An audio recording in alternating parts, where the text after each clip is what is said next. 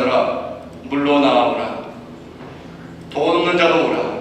너희는 와서 사 먹되 돈 없이 값없이 와서 포도주와 젖을 사라. 너희가 어찌 양식이 아닌 것을 위하여 은을 달아주며 배부르게 하지 못할 것을 위하여 수고하느냐. 내게 듣고 들을지어다.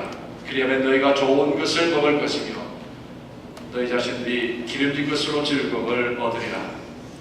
자비로우신 하나님, 메마른 광야처럼 거친 세상길에서 허덕이며 방황하는 저희들이 오늘 하나님께서 거룩하게 구별하신 주님의 날을 기억하고 성전으로 올라왔습니다. 예배하는 저희들에게 은혜를 베풀어 주옵소서.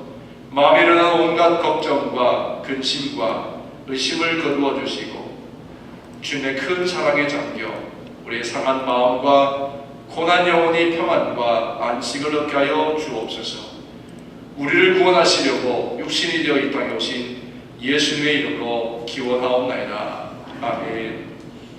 전능하사 천지를 만드신 하나님 아버지를 내가 믿사오며 그의 아들 우리 주 예수 그리스도를 믿사오니 이는 성령으로 잉태하사 동정녀 마리아에게 나시고 본디오 빌라도에게 권한을 받으사 십자가에 못 박혀 죽으시고 장사한 뒤 사흘 만에 죽은 자 가운데서 다시 살아나시며 하늘에 오르사 전능하신 하나님 우편에 앉아 계시다가 들러서 산자와 죽은 자를 심판하러 오시리라. 성령을 믿사오며 거룩한 공회와 성도가 서로 교통하는 것과 죄를 사하여 주시는 것과 몸이 다시 사는 것과 영원히 사는 것을 믿사옵나이다. 아멘. 아슈레. 함께 예배하신 여러분들 모두 주님의 이름으로 환영합니다. 오늘 예배 끝난 다음에 속회별 단합대회가 있어서 아마 많은 분들이 지금 예찬실에서 준비하고 계시는 것 같아요. 좀 분주한 날인 것 같습니다. 어쨌든 축제가 있는 날이고 또 우리에게 감사한 날입니다.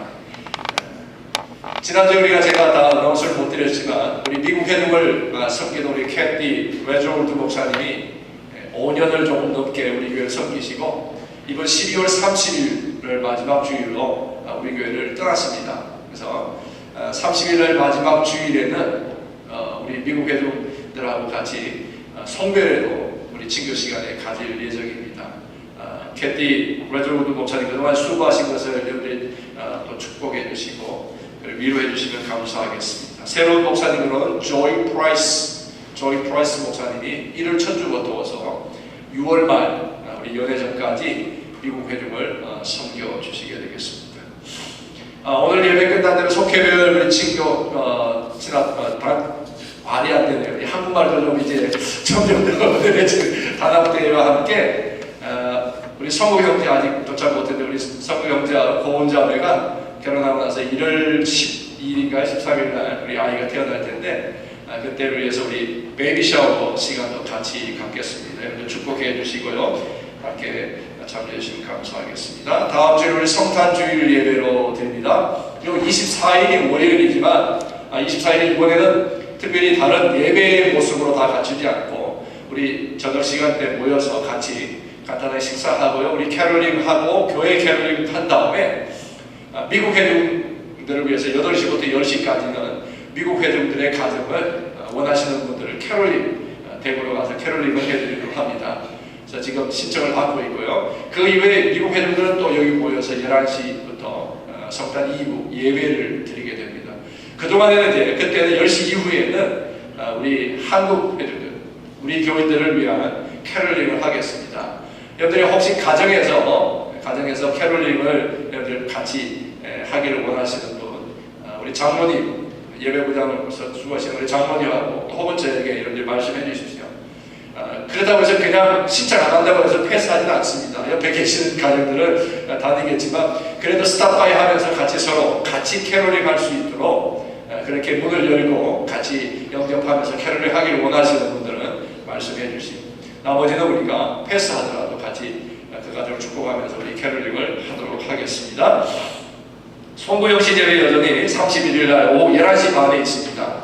11시 반에 예배는 11시 반이지만 10시부터는 여러분들의 가정을 위해서 제가 어노인팅하고 축복의 시간을 다시 또 갖도록 하겠습니다. 여러분들 미리 한 해 동안 지나왔던 시간에 감사하고 내년 한 해를 믿음으로 결단하는 그런 기도문을 여러분들이 제가 양식은 다음 주에 주보에 끼워드리겠습니다. 기도문을 적으시고 각 가족들의 이름을 적으시고 기도의 제목 적으셔서 축복하는 그런 시간을 갖도록 하겠습니다. 아울러 강단 2013년 우리 강단 문화와 또 우리 점수 친교로 섬길 수 있기를 원합니다. 그래서 섬기를 원하시는 분들 마련되어 있는 사인업 시트에다가 여러분들 서명해 주시면 감사하겠습니다. 아울러서 1월 첫째 주일 신년 예배를 마친 다음에 주일 오후에는 우리 중보기도팀 또 우리 헤세드 인카운트에서 주관하는 신년 기도회를 기도원에서 주일 예배 마치고 오후에 기도원에서 하루 저녁 시간까지 우리 같이 기도하는 시간을 갖고 1년을 출발하도록 하겠습니다. 새해 기도 주일 첫째 1년 첫째 주 그 시간을 기억하시고 참석하시고 혹 다른 분들도 같이 원하시는 분 조인하셔서 기도하실 수 있기를 바랍니다. 이제 우리 서로 축복하면서 인사하는 시간 우리 갖게 축복합니다. 주님의 이름으로 축복합니다. 주님의 사랑으로 이곳에 모인 주의 거룩한 자에게 주님의 기쁨과 주님의 사랑이 충만하게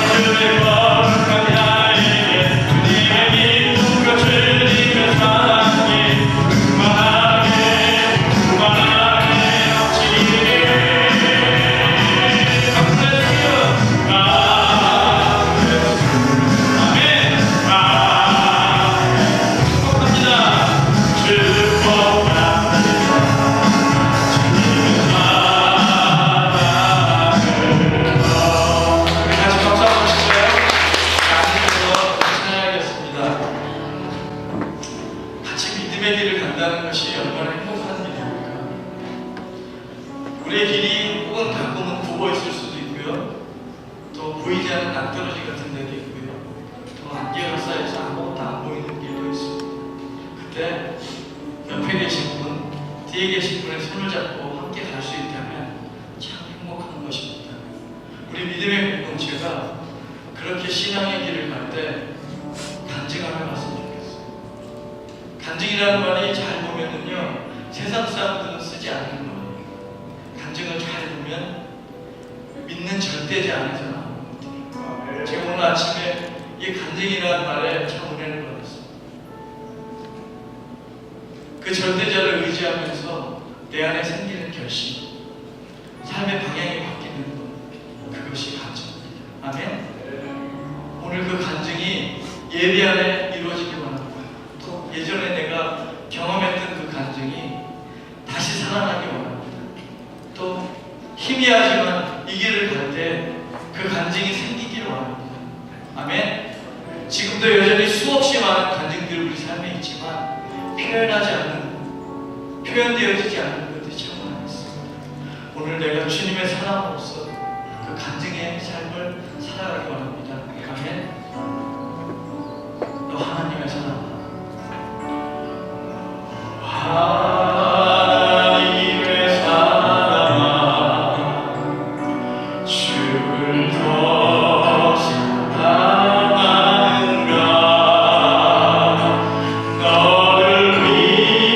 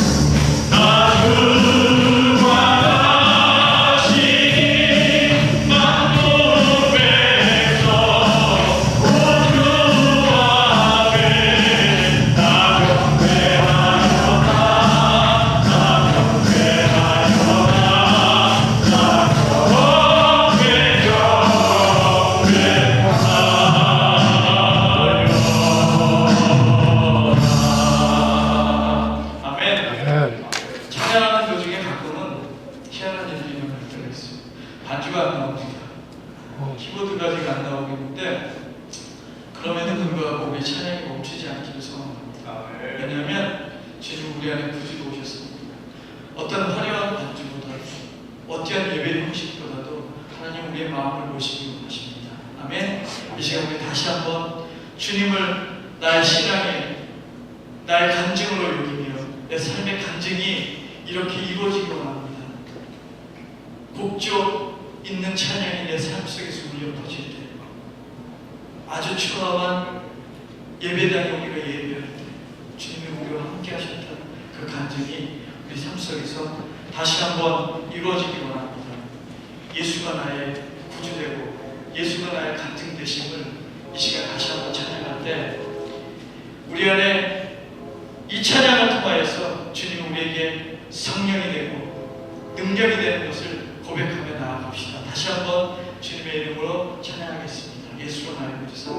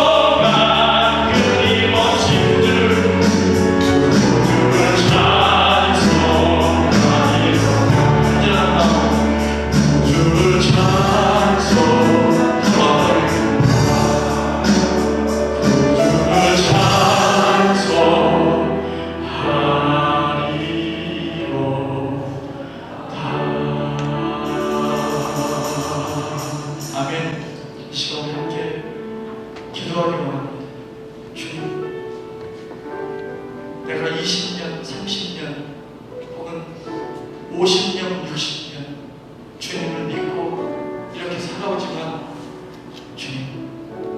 나의 간증이 무엇입니까?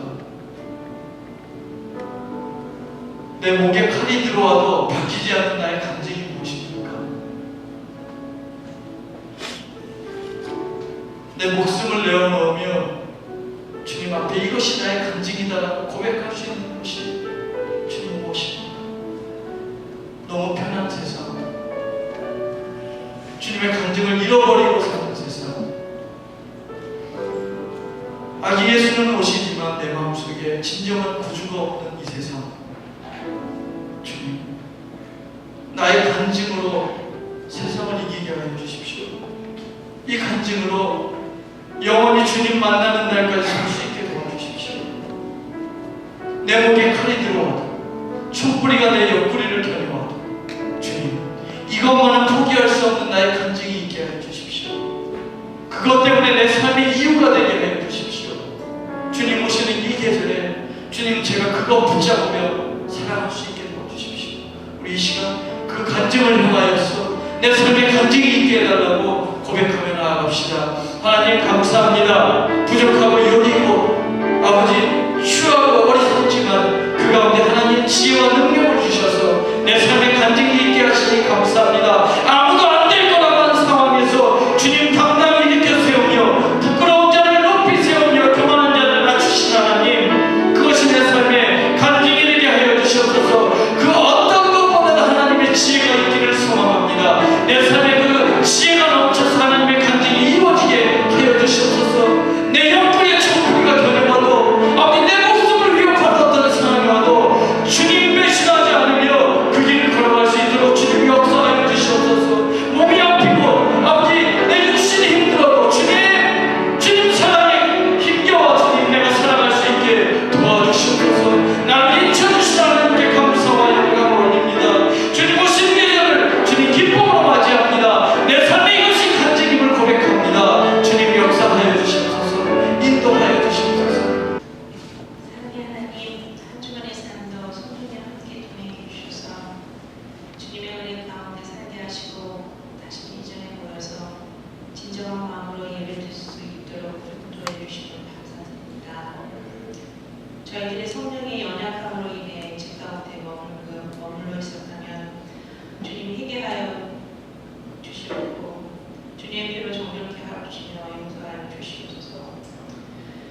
오늘 드려지는 예배가 주님의 인재가 가득한 예배가 되어 마음에 상처받은 자, 원치 않는 질병에 고통받고 있는 자, 물질로 인해 경제적인 어려움을 겪고 있는 자, 구원의 확신이 없는 모든 이에게 회복의 예배가 되며 치유의 예배가 되고 주님의 주시는 기쁨과 평안이 우리 안에 있게 하시옵소서. 근심하는 자 같으나 항상 기뻐하고 가난한 자 같으나 많은 사랑을 부여하게 하고 아무것도 없는 것 같으나 모든 것을 가진 자로 살아가는 하늘에 속한 주님의 마음을 가진 성도들 되게 하시옵소서. 특별히 오늘은 예배와 숙별 단합으로 친교를 나눕니다. 사랑으로 교제하며 협력하여 선을 이루고 같은 마음으로 내년에는 더욱더 모임을 힘쓰며 말씀을 하나가 되게 하여 공의 해로 여기게 하옵소서. 함께 예배드리는 저희 자녀들에게 하늘의 소망을 알게 하시고 그들이 이 세대를 감당해 나아가는 기한을 흔들러 세워지며 말씀의 지혜로 그들의 삶을 주관하여 주시옵소서. 저희가 기도하며 기다리는 전도사님을 보내주시고 특별히 민크중에게도 함께 하셔서 여러 가지 변화의 충격이 아닌 새로운 기회로 삼을 수 있는 성령의 능력의 시간이 될 수 있도록 하시옵소서. 땅끝에서 흩어져 선교하시는 선교사님 가정에도 낮은 곳으로 오셔서 주님이 주시기를 원하시는 평화와 소망과 기쁨과 사랑이 함께 하시고 그 땅 가운데 예배가 드려질 수 있도록 저희들 또한 기도를 동참하는 자 되게 하시옵소서. 다음 주에는 성찬들로 예배드립니다. 그동안 주님이 간절히 찾고 기다리는 많은 영혼들이 이 자리에 함께 예배드릴 수 있기를 소망합니다. 부족한 입술로 찬양하는 찬양을 들어주시고 목사님의 말씀을 통해서 우리의 삶이 변화되어 성령의 열매 그리고 능력으로 살아가게 하시며 복음의 증인으로 살아주시고 알 수 없고 크고 비밀한 일들이 우리 가운데 있기를 기대하며 예수님의 이름으로 기도합니다.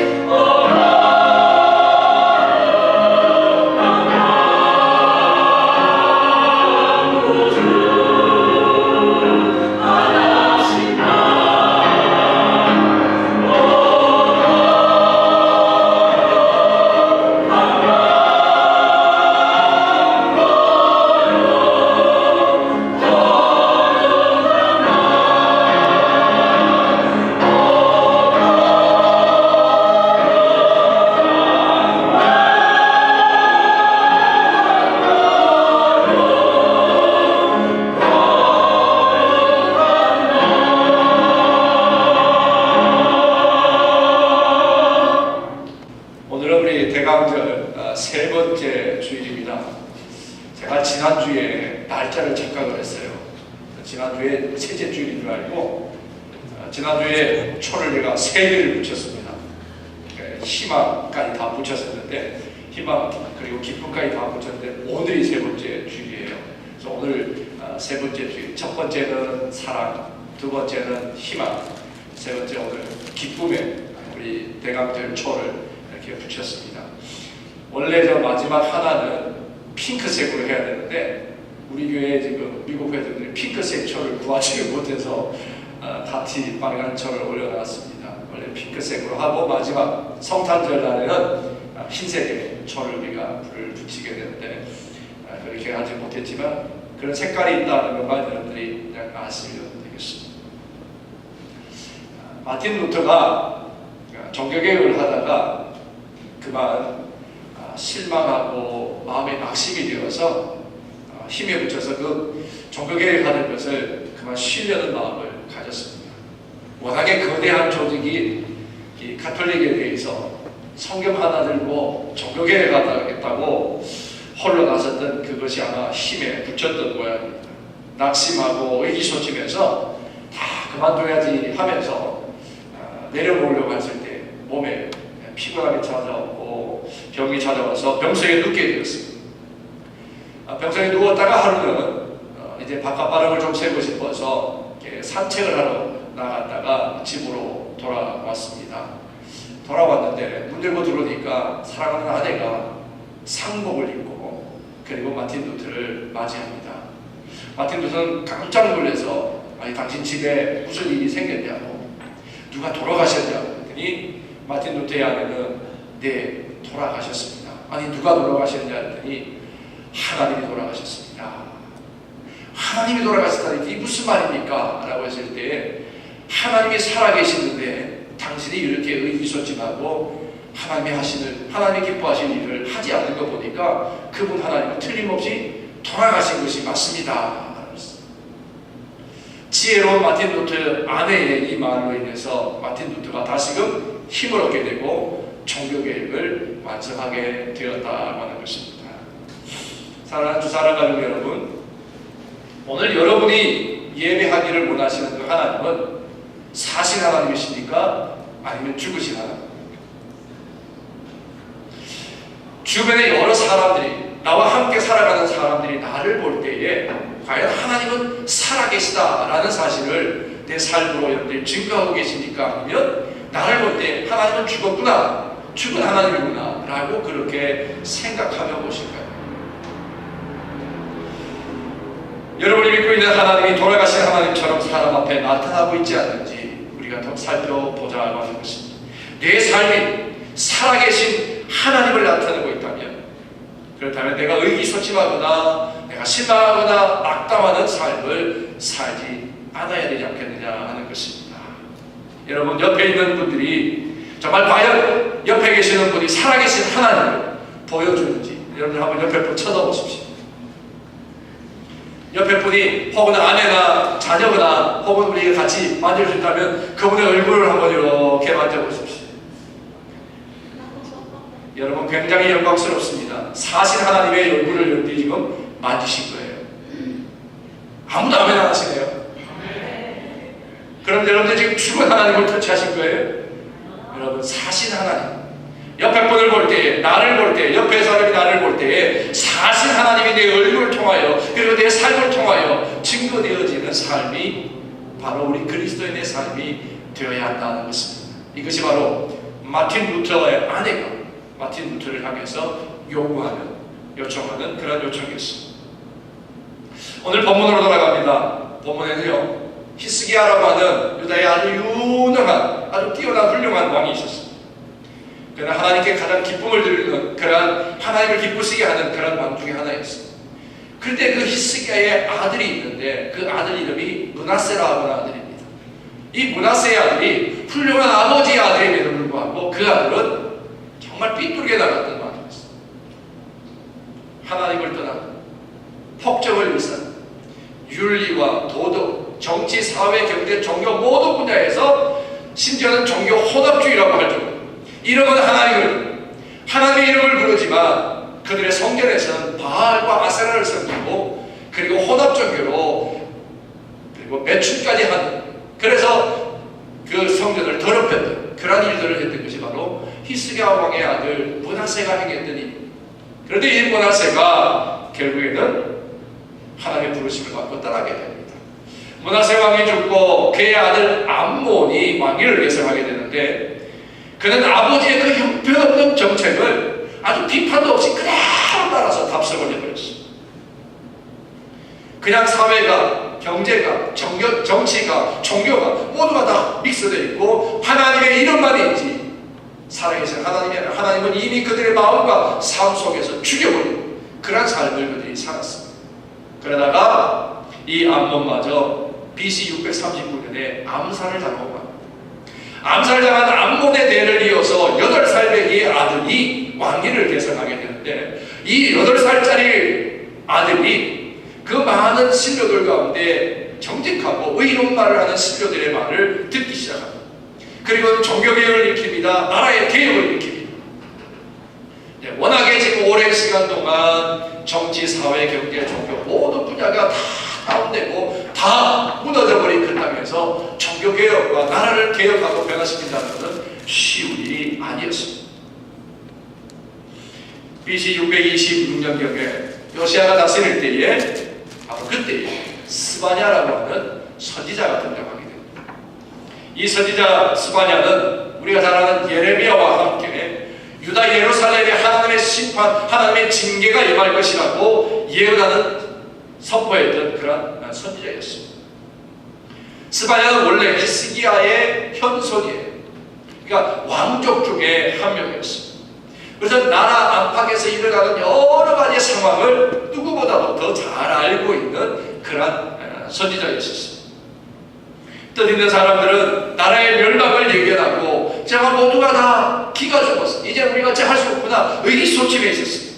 사회적으로, 도덕적으로, 종교적으로 모든 것을 다 잃어버리고 무너져버린 시대에, 그 시대에 등장한 선지자가 바로 스바냐였습니다. 어두운 시기에 이 유다와 그리고 예루살렘에 그리고 이웃의 민족들마저도 바벨론이라고 하는 큰 나라의 압정을 견디지 못하고 있을 때였습니다. 그때에 바로 하나님께서 스바냐에게 하나님의 말씀을 맡기셨어요. 그 입술을 통해 하나님의 메시지를 선포하게 합니다. 그 시대의 백성들에게 장차 임할 하나님의 심판과 재앙에 대한 메시지를 전하게 하셨습니다. 그들이 이루었던 사회, 경제, 종교 모든 것이 잘못되어져 있는 그런 때 우상숭배를 하고 있는 그 백성들을 향해서 이제 심판이 임할 것이라고 선포했어요. 그렇지 않아도 모든 것에 억눌려 있고 자유함이 없는 사람들에게 하나님의 심판이 예언되니 그들은 혼비백산하게 됩니다. 완전히 기가 죽게 되었습니다. 나라고는 엉망이고 사람들은 도덕적으로 윤리적으로 모두가 다 부패해 있는 그 시대에 하나님의 심판이 멀지 않았다라는 예언이었습니다. 그러다 보니까 백성들이 깊은 절망 속으로 더 빠져들게 됐습니다. 헤어나올 수 없는 절망 속에 빠졌습니다. 이때 하나님께서 다시 스바냐를 부르셔서 그 입술에 하나님의 말씀을 다시 맡기십니다. 그 말씀이 바로 오늘 본문의 말씀입니다. 그 말씀 보니까 희망을 없어, 절망이 없어, 아무것도 스스로 할 수 없는 그 지경, 마지막 그 바닥에까지 떨어져 있는 백성들을 향해서 스바냐에게 희망의 메시지를 하나님이 맡기셨습니다. 어두움 속에서 주어져 있는 구원의 약속의 말씀을 오늘 선포하게 하셨습니다. 이 약속의 초점은 뭡니까? 메시아가 오실 것입니다. 그 메시아가 오시면 이러한 일들이 너에게 일어날 것이다 라는 말씀, 희망의 메시지를 그들에게 주시는 것입니다. 현실은 절망이지만, 절망 그 자체이지만 그래도 미래에는 희망이 보인다는 것을, 희망이 있다는 것을 선포하는 그런 말씀이었습니다. 근데 이 말씀을 누구에게 주셨는가? 어떤 사람들에게 이것이 희망의 메시지가 되었겠습니까? 오늘 본문을 다 읽지 않았지만 8절부터 13절까지의 말씀에 보면 하나님께서 바알과 아세라에게 무릎 꿇지 아니하는 그런 사람들을 남겨두셨는데, 오늘 여기에 남은 자들이라는 표현이 13절에 나옵니다. 진실하게 하나님을 섬기고 세상이 아무리 악하고 어두워져도 바알과 아세라를 쫓고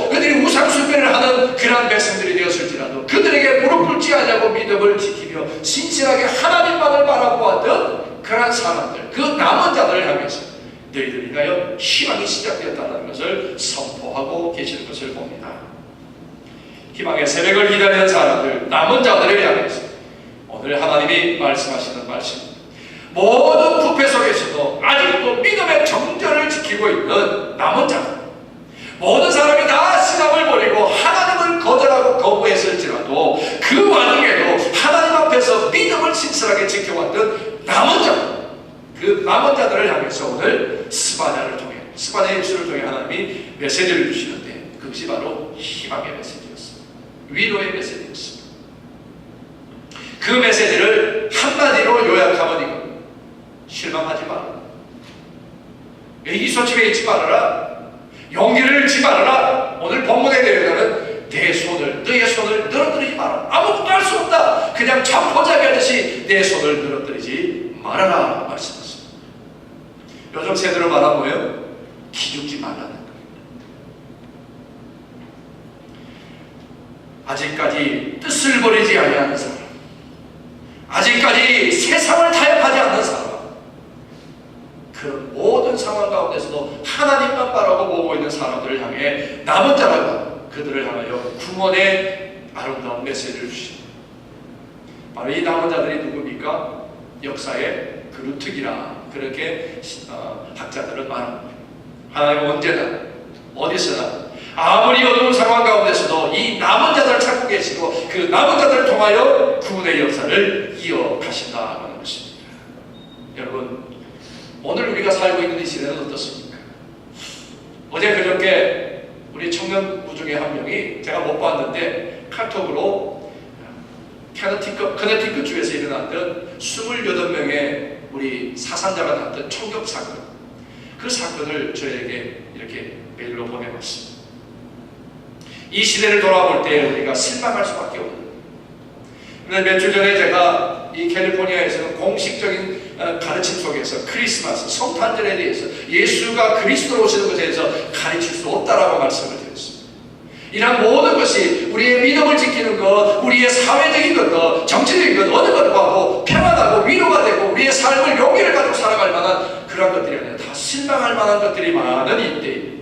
우리의 믿음을 지키는 것이 어려울 때, 오히려 모든 것을 우리가 힘이 빠져가고 용기를 잃을 만한 그때입니다. 그 스바냐의 시대나 지금의 우리의 시대가 크게 다르지 않을까. 모두가 다 실망하고 좌절하고 낙심할 만한 우리의 사회적인 환경들은 여전하다라고 하는 것입니다. 그런데 그들을 향해서 하나님이 희망의 메시지를 주셨던 것처럼 오늘 우리를 향하여 하나님이 희망의 메시지를 또한 함께 주시는 줄로 믿습니다. 뭐라고 주시느냐? 오늘 14절과 15절 말씀 우리 다시 한 번 더 같이 한 목소리로 한번 읽으시겠습니다. 14절과 15절의 말씀 우리 한 목소리를 다시 읽습니다. 시작. 시온에 따라 노래할지어다. 이스라엘아 기쁘게 부를지어다. 예루살렘 따라 진심으로 기뻐하며 즐거워할지어다. 여호와가 내 형벌을 제거하였고 내 원수를 쫓아내었으며 이스라엘 왕 여호와가 내 가운데 계시니 내가 다시는 화를 당할까 두려워하지 아니할 것이라. 아멘.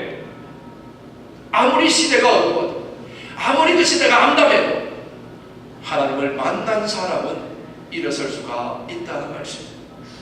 시편 37편에 보면 의인이 넘어지나 아주 넘어지지 않으면 주께서 손으로 붙드십니다. 하나님을 신실히 바라고 살아가는 사람들, 그 주위의 환경과 시대적인 환경과 상황이 어떠하든지 그들이 혹 넘어진다 할지라도 하나님 붙들고 계시기에 반드시 일어서리라 하는 말씀. 오늘 하나님께서는 바알과 세력에 무릎 꿇지 아니하고 사회와 그 모든 문화적인 모든 환경 가운데서도 그들에게 무릎 꿇지 아니하고 세상에 무릎 꿇지 아니하는 하나님의 남은 자들 역사의 그룹투기를 통하여 하나님은 역사를 회복시키기를 원하신다는 말씀입니다. 회복을 주시는 하나님, 그리고 그 회복을 통해 우리에게 기쁨을 주시는 하나님, 그 하나님이 오늘 우리에게 말씀하십니다. 너의 손을 늘어뜨리지 말라. 용기를 잃지 말아라. 실망하고 낙심하여 좌절해 있지 말아라 말씀하십니다. 15절 말씀에 여호와가 내 형벌을 제어 내 원수를 쫓아냈습니다. 이스라엘의 여호와 내 가운데 계시니 내가 다시는 화를 당할까 두려워하지 아니할 것이라 했습니다. 하나님께서 너희의 형벌을 제거하셨다 했습니다. 그러니 너는 실망하지 말라, 힘을 잃지 말라, 오히려 기뻐하라, 일어나라. 하나님이 너의 죄를 사하였다라고 분명하게 선포하고 계십니다. 우리가 삶을 살면서 때때로 위축될 때가 있습니다. 사람이 위축되는 것은 여러 가지의 이유가 있을 수 있습니다. 가장 근본적인 이유 중에 하나가 무엇이냐면 바로 우리를 다스리는, 우리 안에서 우리를 지배하는 죄의식입니다. 내가 뜻대로 살지 못했기 때문에, 내가 당연히 해야 될 일을 하지 못하며 살았기 때문에 오는 양심의 그릇김, 그러한 것들이 또한 죄의식이 되고 그것이 우리를 괴롭힌다라고 하는 것입니다. 그래서 삶의 의욕을 잃어버리게 하고 용기를 잃어버리고, 특별히 이스라엘 백성들은 공동체의식이 굉장히 강합니다. 하나님께서 특별히 그 공동체의 죄를 보시고 하나님을 심판도 하시고 구원도 하시는 하나님이십니다. 이스라엘 민족 공동체의식이 강하기 때문에, 그런 민족이기 때문에 백성의 죄를, 남은 자들이 절대로 백성들의 공통적인 죄를 하나님 책임을 물으셔서 그들에게 징계하시고 심판하셨습니다. 그러나 하나님 끝까지 심판으로만 끝내지 아니하시고 그들에게 다시금 회복의 메시지 그리고 희망을 우리에게 주시는데, 너희의 형벌을 내가 제거한다. 형벌을 제거. 무슨 말씀? 죄 사함을 허락하신다는 선포의 말씀. 하나님은 징계하시는 하나님이고 하나님은 또한 심판하시는 분이시죠. 그렇지만 하나님은 징계와 심판보다 더 원하시는 것이 있는데 무엇입니까? 회복을 원하시는, 치유를 원하셔요. 그리고 하나님과 함께 다시금 화목함을 하나님은 더 원하신다는 사실. 그것이 바로 오늘 본문에 우리에게 주시는 말씀입니다. 죄사함을 받은 사람들에게 오늘 찾아오는 것이 뭡니까? 자유함의 기쁨이잖아요. 자유함의 기쁨이죠. 우리가 참으로 하나님을 만나고 예수 그리스도를 통하여 죄를 사함받았다면 우리는 정죄하는 어떤 소리에 대해서도 우리는 자유합니다. 그래서 로마서에서 말하는 그리스도 안에 있는 자에게 결코 정죄함이 없다라고 말씀하셨습니다. 여러분이 그리스도로 말미암아 죄사함을 받고 구원받았던 그 순간을 한번 여러분이 떠올려보십시오. 구원의 감사와 감격의 시간을 여러분이 한번 떠올려보십시오. 그걸 기억한다면 오늘 이스라엘 백성 유다를 향하여 선포하시는 이 선포의 말씀이 얼마나 위로가 되고 얼마나 큰 기쁨이 되는지 여러분이 느낄 수 있어요. 내가 처음 예수를 경험하고 구원의 감사와 감격의 그 시간, 그것이 바로 오늘 이스라엘 백성들을 향해, 유다 백성을 향해서 하나님 선포하시는 선포의 말씀입니다. 힘이 빠져있는 사람들에게, 기죽어 있는 사람들에게, 의기소침한 사람들에게 너의 손을 들이지 마라. 하나님의 너의 모든 죄를 용서하셨다라. 하나님은 지금도 그렇게 용서의 말씀, 용서의 권면을 통해서 오늘 우리를 초청하고 있습니다. 이사야서 1장 18절을 보면 여호와께서 이런 말씀하십니다. 오라 우리가 변론하자. 너희 죄가 주몽 같을지라도 눈과 같이 휘어질 것이요 진홍같이 붉을지라도 양털같이 되리라 말씀하셨습니다. 아무리 우리가 죄가 중다 할지라도, 아무리 우리의 모든 죄가 무거울지라도 죄를 찾고 주님 앞에 나오는 자, 그 사함을 허락하실 뿐만 아니라 흰 양털과 같이 우리를 사하시리라 말씀하셨습니다. 용서를 우리에게 허락하시며 오늘도 우리를 당신의 축복의 자리를 초청하시는 하나님의 용서를 기억하시는 여러분들의 되시기를 바랍니다. 요한일서 1장 9절 말씀, 우리 제자훈련의 아주 키워드입니다. 만일 우리가 우리의 죄를 자백하면 저는 미쁘시고 의로우사 우리 죄를 사하시며 모든 불의에서 우리를 깨끗하게 하신다라고 말씀하셨습니다. 그렇습니다. 하나님께 나오는 자, 혹 우리가 불의한 것이 있더라도 하나님을 찾고 구하는 자에게 하나님은 사함을 허락하신다라고 하는 것입니다. 그렇게 사하시는 하나님 앞에서 더 이상 주눅든 모습으로, 의기소침한 모습으로 살지 말라 하십니다. 하나님께서는 그렇게 선포하실 뿐만 아니라 우리에게 매기하고 하나님을 찾고 나오는 자들에게 상급마저 허락해 주십니다. 15절에 보니까 너의 원수를 내가 쫓아내겠다. 하나님께서는 하나님 앞에 범죄한 백성들에게 징계와 심판을 위해서 바벨론과 아수를 쓰셨지만 이제는 회개하고 돌아오는 백성들, 하나님을 찾고 구하는 백성들, 회복되어지는 백성들에게 하나님이 상급을 주시는데 바벨론을 물리치고 내치시겠다 말씀하신 것입니다. 실제로 하나님께서는 그렇게 하셔서 유다 백성들에게 다시금 의롭게 하시고 그들의 삶의 자리를 회복시켜 주셨다는 것을 우리는 잘 압니다. 누가복음 15장에 보면 이 좋은 예가 있습니다. 두 아들이 있었는데 한 아들은 늘 아버지 곁에서 아버지의 일을 돕는 아들이었습니다. 둘째 아들은 아비의 재산 중에 절반을 자기가 가지고 먼 나라를 가서 살다가 허랑방탕에서 다 잃어버렸습니다. 이제는 먹을 것이 없을 때 돼지에 먹어야 되는 먹이를 먹다가 생각한 것이 무엇이었습니까? 그의 마음을 치는 것이 바로 아버지였습니다. 아버지의 이름을 떠올리게 됩니다. 결국에 그가 아버지 집으로 돌아오게 됩니다. 회개하는 마음으로 돌아와 아버지 앞에 무릎 꿇으며 이렇게 말합니다. 이제는 나를 당신의 아들로 여기지 마시고 당신의 노복 중에 하나로 나를 그렇게 여겨주십시오. 그때 아버지가 뭐라 했습니까? 이는 죽었다가 다시 살아온 아들이요 내가 잃어버린 아들이라. 그 아들을 목욕시키고 새로운 옷을 입히고 그리고 반지를 끼우고 모든 동네 사람을 불러서 잔치를 벌였습니다. 죽었다가 잃어버렸다가 다시 얻은 아들이라 기뻐하는 그 아버지의 모습이 바로 오늘 스바냐를 통해 하나님이 회복시키시고 그들을 통해 이루실 하나님의 위대한 구원의 꿈을 하나님은 지금 선포하고 계신 것을 볼 수 있습니다. 영접하는 자고 그 이름을 믿는 자들에게는 하나님의 자녀가 되는 것을 주신다는 것입니다. 우리가 하나님의 이름을 의지하고 하나님을 믿기만 하면 우리는 잃어버린 자녀의 권세를 회복하게 하시고 그 자녀로 누리게 될 모든 영광마저 다 얻게 하신다 말씀하셨습니다. 자녀의 자리만 명예만 회복하는 것이 아니라 그에게 있는 모든 것을 주어서 상급을 주어서라도 그를 회복시키는 복권의 축복을 허락하신다는 말씀입니다. 자녀된 자에게 주시는 상급은 모든 죄악이 물러가는 용서함 받을 뿐만 아니라 그를 억누르고 그를 붙들고 있던 모든 악한 것들을 다 물리치시는 영광까지 허락하신다는 것입니다. 그러하기 때문에 그렇게 하나님 우리를 회복시키고 우리에게 더욱더 기쁨으로 자녀의 권세를 허락하시는 그 하나님이시기 때문에 오늘 뭐라고 했습니까? 스바냐가 시온에 따라 노래하라, 부르라, 소리 높여 부르라, 하나님을 예배하라고 하는 것입니다. 감격하며 기뻐하며 이제 찬송할 이유가 있다면 그분이 나를 사실 뿐만 아니라 나의 자녀됨을, 자녀의 권세를 회복시키는 그 하나님을 예배하고 찬양하라 하는 것입니다. 그렇습니다. 하나님은요 우리의 죄를 사하시는 것으로 끝나지 않으시고 우리에게 상급을 주시는데 그 상급이 회복으로 인한 큰 상급입니다. 그 상급 중에 상급이 무엇이냐? 오늘 본문 20절 말씀을 보면 이렇게 선포하고 있습니다. 내가 그때에 너희를 끌고 그때에 너희를 모을지라. 내가 너희 목전에서 너희의 사로잡힘을 돌이킬 때에 너희에게 천하 만민 가운데서 명성과 칭찬을 얻게 하리라. 명성과 칭찬을 얻게 하리라.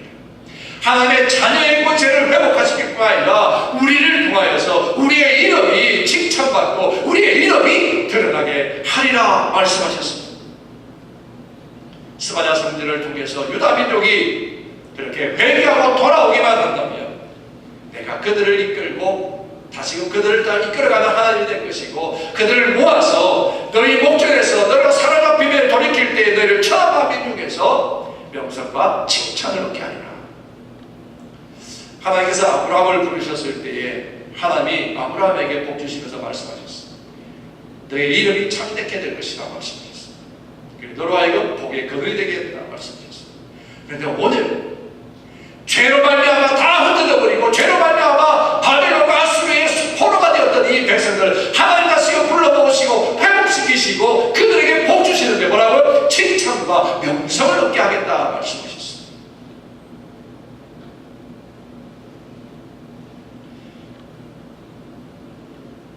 모욕당하고 짓눌렸던 그들에게 아무것도 가진 것이 없는 그들에게 칭찬과 명성을 얻게 하겠다라고 하는 이 하나님의 이 메시아적인 선포는 그들이 얼마나 감격스러운 말씀인지 알 수가 없습니다.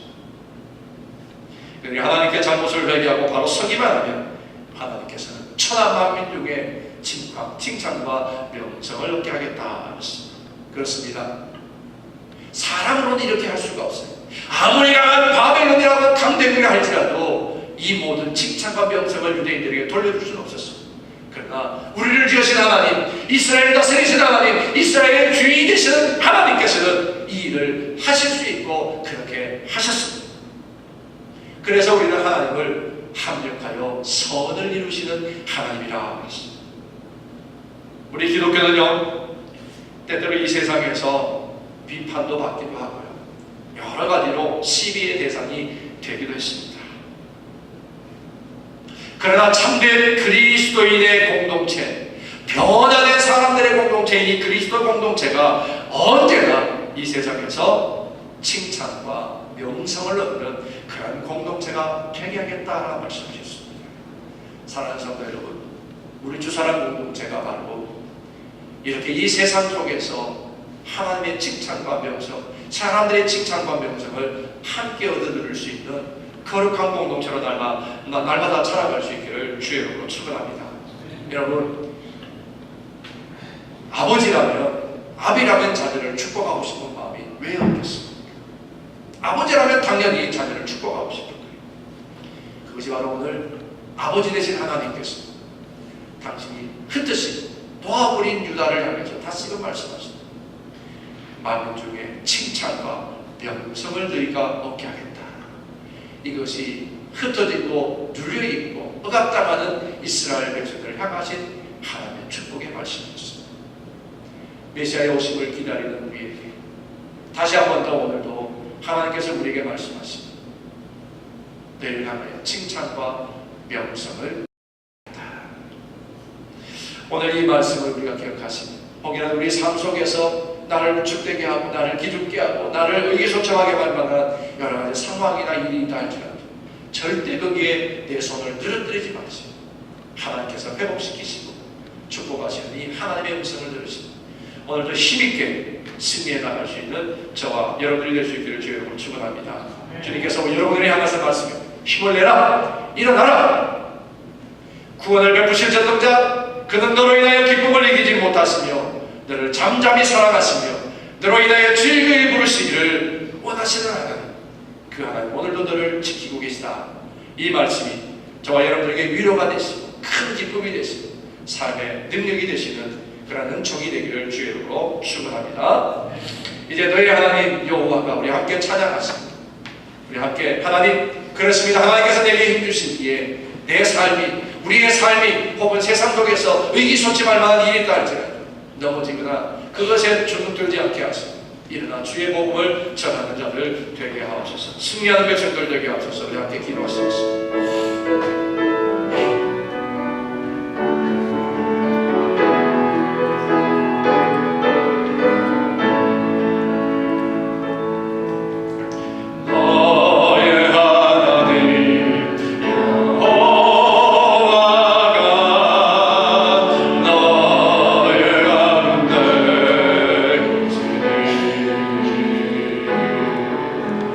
그 누구와는